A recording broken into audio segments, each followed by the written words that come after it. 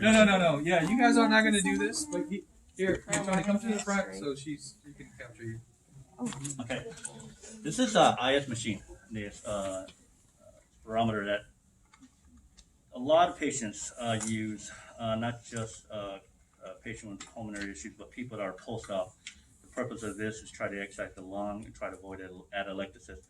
So what you do and what you instruct, and as with any other items that you do, patient education and telling them how to do it is important or just as important as the activity, because if they're not doing it right, you're not going to get the result, and it doesn't defeat the purpose of what it's supposed to do.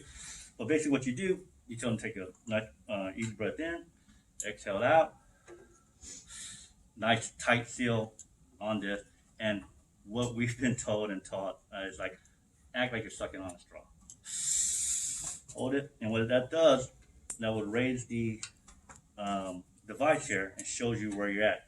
You do it 3 times, you measure it, and at times, sometimes based on charting, it tells you at times what they want the patient to be at. Sometimes if you're initially doing it, you marking what they're doing at that point. The indicator? Yes, oh, I'm sorry. This is the indicator, Mr. Campbell said. It basically shows you and marks the amount here. And she has a chart here based on your age and your height where your volume should be at. Flip that around. Yeah. Okay, so let's see here. All right, so let me see.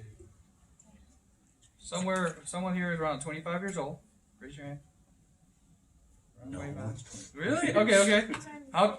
Okay, that's fine. Okay. How tall? 5'3". 5'3", so that's 63 inches. Okay. What about you? How tall? How tall? 5'3". 5'3", so 63. So let's see, on here, about what, 2,300? Yeah. Okay. So on here, according to this chart, you're supposed to be doing 2,300 on a deep breath. And that's what you're doing here. You're doing a deep breath. And so this yellow indicator, we put it about, he already did that, around 2,300. So as you inhale for every breath, this thing will rise up and it's supposed to go close to this. And it's incentive. It's your incentive to take deep breaths. And that helps exercise your muscles, your inspiratory muscles. Because if you're a patient, you're laying there in bed. And then over time, if you don't move around, you don't use those muscles, fluid's going to build up. The fluid's going to be pneumonia, fever. It's not be a good thing. So this helps you. And then Tony here mentioned atelectasis. That's collapse of the lung. So this helps prevent it.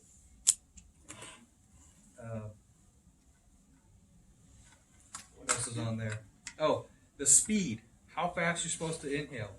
So as you inhale, this little ball right here is going to rise up. And it will tell you good, better, or best. And so you want to keep it within this window. That's what you're doing. That should be a hard, fast. Yeah. A deep breath. Yeah, a nice deep breath. Mm-hmm. Yeah. And Tony had mentioned earlier, as patient education. So, and he mentioned surgery. Okay, so before a patient goes into surgery, we actually go in there, we educate them, and then we have them return demonstration to make sure that they know how to do this. The thing is that they have surgery, all the medication, pain meds, all that, they forget. So you got to come back again and reteach them and to make sure, okay, what parts you got, what parts you didn't get, and re-coach them, reteach them. And they're supposed to do it every hour? Yeah. Depending on, Every hour while they're awake. While they're awake. If they're sleeping, you don't go in there at 1 o'clock in the morning, hey, wake up, you got to do this. No, you let them sleep, right? A sleeping baby is a good baby, right? That's what they say, okay? So that's what you're doing here. And you'll find that in the clinical world, you're not going to find a lot of patients that are compliant. There are not going to be a lot that wants to do it. Post surgery, they're in a lot of pain, whatever the case is. I have yet to have a patient that was happy to do it. So, but as RTs or as, you do what you're supposed to, you coach them, encourage them, tell them what they're supposed to do, and tell them that it's actually good for them. You want to talk about the pillow stand? When they have a chest surgery or injury, you can actually use and brace a pillow to support the situation so that it helps them with their pain level in regard to that. If they've had any type of upper abdominal thoracic surgeries or anything like that, that tends to help. Usually, so we can figure out if the patient has asthma or not. So on this one, you inhale. This one's the opposite. It's exhale. So they will breathe in, and then they will exhale, and then it will read the numbers on exhale. And this was a new version. This was old, as you could tell. But it's the same purpose. Same purpose. And they also have the ones for home so that asthma patients can tell when they're getting in the danger zone. Is that correct?